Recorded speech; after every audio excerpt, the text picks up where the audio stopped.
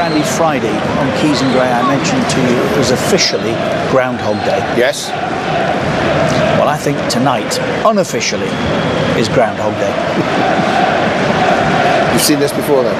I think everybody that watches Chelsea from a distance and those close to the club have seen this before. I would not be surprised if Conte's time was ended this week. It's two big beatings they've taken, haven't it? Bournemouth and Watford. We're not talking about the creme de la creme, with the greatest respect to them. We're not talking about the creme de la creme of the Premier League, but Bournemouth walked into Stamford Bridge in midweek and thumped them 3-0.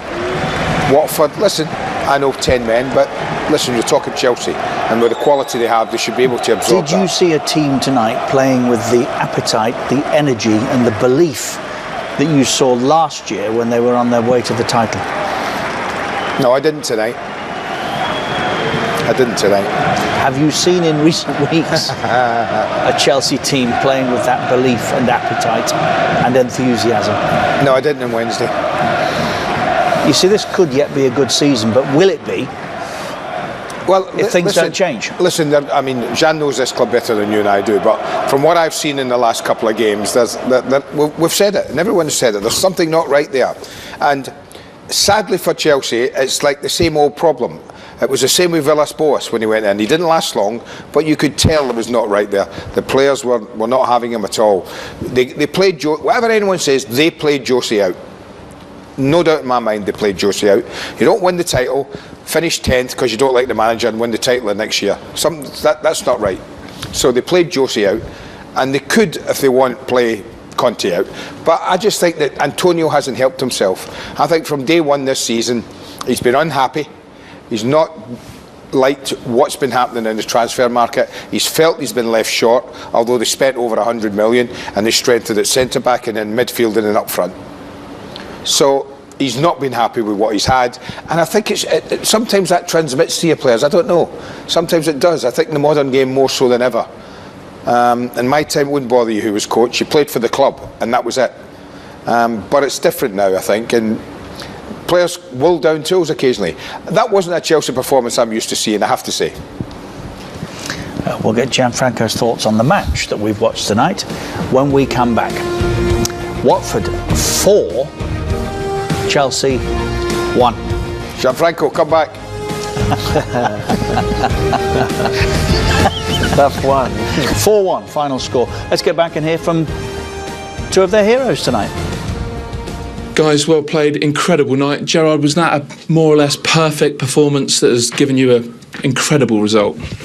Yes, we are so happy for these 3 points. So the team at the beginning fight too much, and I think we worth this win. So let's start for taking more wins, and yes, I'm so happy for my first game here at home. You scored a great goal, the third goal, but firstly I wanted to ask you about the penalty. Courtois comes rushing out. What happened from your point of view? No, Jamal gave me a good ball to the space, and I think it's a clear penalty for me, in my opinion. So do you have to jump him, or does he clip you as well? No, they touch me, I think. So after we'll see in the video. Darryl, be honest. Did you surprise yourself a little bit with that? Yeah, with that goal now, I know I can score goals. I did it in the past, and last year against Chelsea as well, away from home, a good goal, and now again. So yeah, it's really good, and I'm really happy for the team. But the 3 points is really important. The 3 points today. So yeah, massive win. How much is tonight down to the new manager? Well. Was it down to the tactical plan, even with the 2 bookings that led to the red card? Did you force them into mistakes, and was that down to the tactical plan he came up with? Yeah, I think we pressed them well. We played like one against one. We played with 5 as well. So me and Marvin played against them wing backs, and so it was almost everywhere on the pitch 1 against 1. And I think we were stronger, and we won a lot of second balls, and I think we deserve the win today. You've been on a tough run for a long time. Can a night like this change everything? Yeah, of course. I think last week in Stoke we had a good result, a point there. 3 points today, and yeah, we try to make an. We have to win or try to get a result in West Ham and build on from here because we want to be safe as soon as possible, and we are 30 points now, I think, so 10 more points, and hopefully we get another points next week. Right, incredible night for all of you, but the Premier League man of the match on his home debut, Gerard Deulofeu. Daryl, will you do the honours, please? Well done. Here you are. Thank you. You look surprised. God, he looks pleased with that, doesn't he? Jan, what did you see or what did you not see from Chelsea tonight? No, I was saying I'm a little bit puzzled because obviously everybody knows it's a delicate moment. So performance-wise, I was expecting a little bit more spark in the players and something that I didn't see. So I wasn't happy with that. I think I can understand some mistakes because obviously it's not a brilliant moment, but I would expect the team to be a little bit more reactive that it's been. And then they've been good and luck at the same time to get back, but to concede the other 3 goals. Well, having got back in it, 1-1, and it's a very good equaliser, isn't it? I think we all felt Chelsea can win this, didn't we? That was a terrific equaliser. Well, I think Chelsea certainly thought they could. No surprise to see what he does here. It's a stunning finish. Another one of the catalogue of wonderful strikes we've seen this weekend. And they look a little puzzled, they're a little bit unsure. But there's not a lot you can do when Hazard's in that kind of form when he can do this, is there, Jan? No, when he's on the move like that, he's nearly unstoppable. So, to be fair, he's one of the few that I saw him trying very hard, and I appreciate that. But as I said, what I didn't like is, and it happened also the other wickets, they conceded one, which is the second one, and then they conceded the two in a matter in a few minutes. 3 here in 7 minutes. Yes. Well, Dal Janmaat plays everything quite right. I mean, it's great feet, but he's carving through a Chelsea defence that was non-existent there. But you remember last year how Chelsea was not only tight but also reactive on the ball. So, I mean, I saw so many players. Here is a brilliant play, but in my opinion, they should be a little bit more reactive. I think there's the 1 or 2 players. Fabregas doesn't do a lot. Kante doesn't do a lot. Azpilicueta doesn't do a lot. It all seemed just so comfortable. Says it's a token gesture. Kante doesn't. It's not like him. It didn't look right to me. Again, that's a big decision in the game. Hazard not happy. I mean, that could easily have been a free kick. Looked a free kick to me at the time, but they don't shut him down. It took our commentary team tonight, Andy, a little while, but that's not going in unless it gets that big deflection. No, the keeper's saving that easily. The keeper's saving that easy. If Gary Cahill's studs don't get the ball. But I just think, as well, Jan, I don't know what happens these days. I don't know why players let players back them into the penalty area without going and challenging them at all. But Andy, also, Azpilicueta should have been quicker to come back. What is Luis doing? Look, he's just firstly running away. He's not interested. Well, that's what I'm saying. Look. What I was always taught as a kid, that you should face up make him do something outside the penalty area. As soon as he backs you into the penalty area, you're in trouble. That's when Luis runs away. Yeah. And then another one where that could they've be just a foul pinched again, the ball. couldn't it? It might have been a foul again, yeah, easily. This is a good finish. This is a good goal. Yeah. This is a good finish. But again, as I said, we were used to see Chelsea players very reactive physically, and right now is what is lacking the most. Let's not forget, this is a system that was apparently unplayable last year. Yes. Well, listen, there was a lot of things went their way last year. They weren't in the Champions League last year. They weren't in the FA Cup or League Cup for long. They played about 40 games in total last year. Didn't have an injury to any of their top players. We did say that. You're right. You're right. But that's, I don't think, Shan, surely the fact that they're still in the FA Cup, they're in the Champions League, we cannot blame just that for these kind of performances, can we? No, we can't. Obviously, we cannot. We have to be realistic. It's not a good enough performance for a team like Chelsea. Let's not forget Watford were a goal up for the best part of an hour. Yeah. Plainly, but also in the first half. Of course, plainly there were questions back in the UK as well about that. Otherwise, he wouldn't have been asked during the post-match interview. Yeah, I get that. Were you caught? But maybe that's just the way they look at things back in the UK. But listen, to me, it's a penalty. I don't care if he makes it more theatrical than it was. It's still a penalty. If a goalkeeper comes across like that and doesn't get the ball and takes you out, no, it's, I mean, if you take 5 referees from 5 different countries, each one of them will give the penalty. there you go. Do you know what? I think it'll be very interesting, because I think that there will be some calling for him to receive retrospective action. You watch. Well, let's wait and see. You watch. No. And anyway, Not by Chelsea, anyone who knows anything about football. Chelsea did That's a different matter entirely. Exactly. Here's the Watford skipper, Troy Deeney. Special night here. Can you believe that margin of victory tonight? Yeah, I can actually. I don't want to be big-headed, but we've got some real characters, some really good players in this team.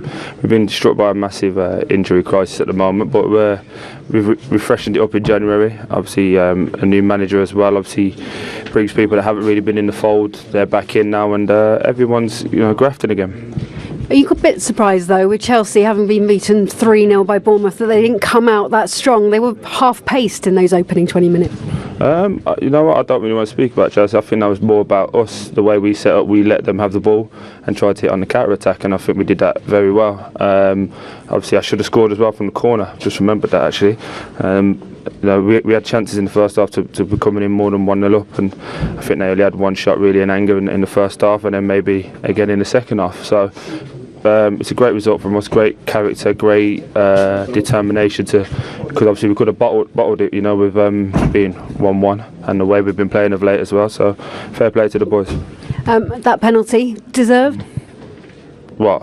The penalty? I think you're the only person who's questioning that. No, their reaction shows it up. No one went at the ref. No one shouted. It was clear penalty, and obviously, nice for me to score.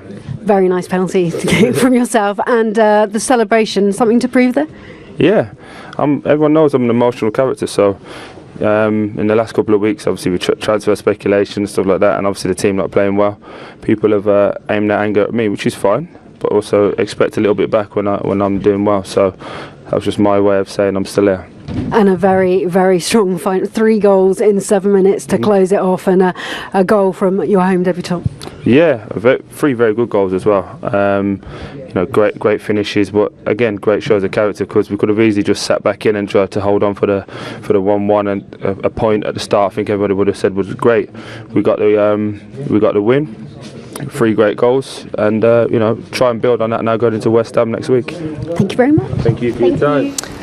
Troy Deeney with beIN Sports, Carrie Brown. 1 or 2 things by way of housekeeping to tidy up. Chelsea were reduced to 10 tonight. It is worth remembering that. No referee has sent more players off in the Premier League than Mike Dean. 89 now. I can understand why. Yeah, I can see why. I mean, that's still just a clumsy tackle from Bakayoko. No malice, no intent. You see what I say about he didn't react to it. No, in the second half, there was an incident when he waved play on and came back and made it. He doesn't see a foul here. I'm sure he doesn't.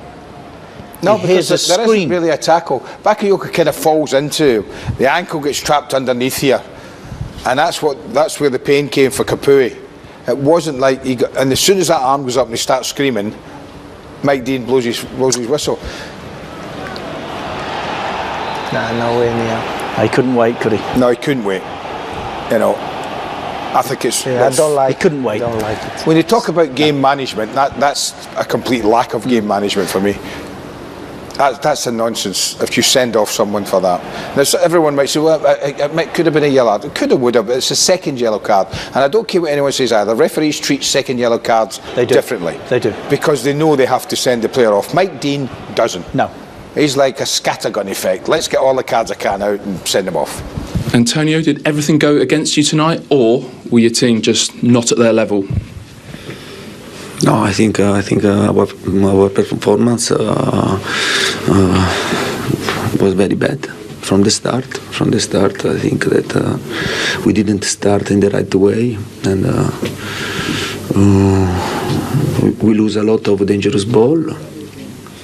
Yeah, bad performance, and stop. Then when you start in this way, anything can happen.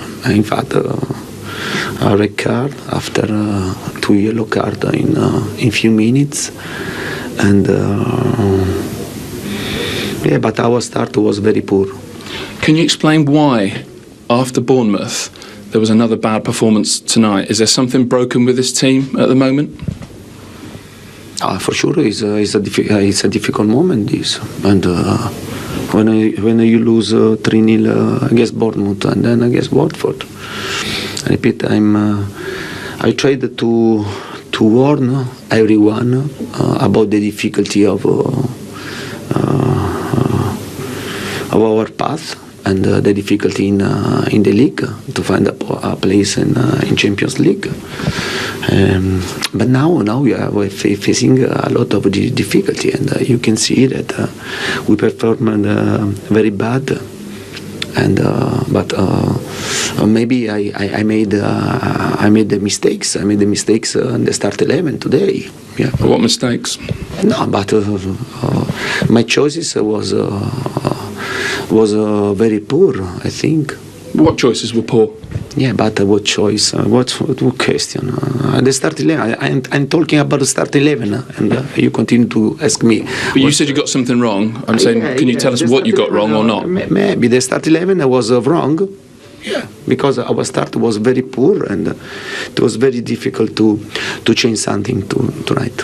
What did you make of the decisions that went against you? Obviously, you had a player sent off, Bakayoko, and the first goal was a penalty. What did you make of those? For sure, to bad situations for us, and then it was very difficult to come back. Then also in the second half we tried to do this, but always with a lot of confusion. Your team tired at the moment? Are they short of energy? You didn't have Alonso, didn't have Barkley, and just maybe a lack of energy around the pitch? Yeah, but you are talking about Barkley. Barkley is not playing from 6 months. If Barkley is tired, and we are in trouble. Okay, but I didn't just say about Barkley, did I? Yeah. The rest of the team as well? Is that an issue, the energy of the team? I don't know. I repeat, the energy. I think the players run until the end, but in the bad way tonight. Yeah. We must play with the organization, with a plan. But tonight was difficult, above all after the red card, because then you need to change. You need to change the plane, and then we changed our plan. When you're the manager of a team like Chelsea and you lose 3-0 to Bournemouth and then have a night like tonight, do you start to worry about your future, especially when there's been speculation already? No, this is not my problem. I repeat, I try to do my job, and I try to put everything in my job. Then if this is enough, it's okay. Otherwise, they can take their decision. Okay. Thank you. Okay. They're after you, mate, Jan. Yeah, I think sometimes players, they have a bad day. Sometimes also journalists have a bad day. Some of the questions they could have been avoided. I mean, we have to be also a little bit more classy. Eh? That's true. Very good. Well put. Weekend by numbers. It's a good weekend for goals this weekend, 35. It's very, very good. 5 Excellent. different penalties, only 3 converted. Yeah, 2 missed or saved. And 1 away win. Yeah, that was... Bucks the trend a little, I think, doesn't it? There's been plenty of those this year. There has been plenty of those this year.